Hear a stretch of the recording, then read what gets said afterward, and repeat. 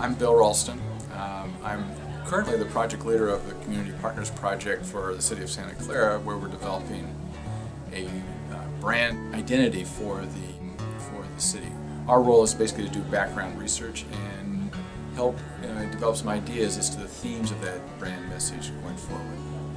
I'm also co-owner of a management consulting firm, and my life in Silicon Valley has largely been around providing consulting to large organizations around the world on technology and strategy. In some respects, it's hard to find good ways to volunteer in a community when you're essentially working full-time. And I don't think it's not a foreign sort of feeling to want to do something in some way for the community or for organizations that you kind of read about or you're aware of or that are around you, but you never have the chance to really interact with them.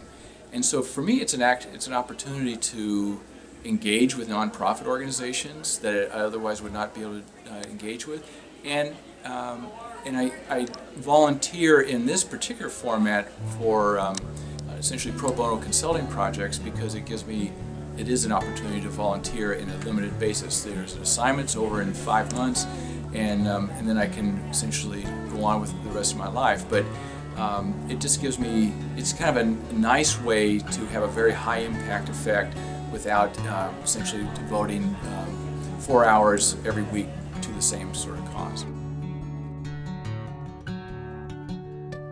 You know, one can have a direct impact on essentially the future livelihood of a city through this essentially small little project. And so I mean, who wouldn't want to be able to do that in that sort of situation? The other side is these projects are really intense and they're very, very interesting. So I've kind of used the word before in talking about it, is that they're addictive.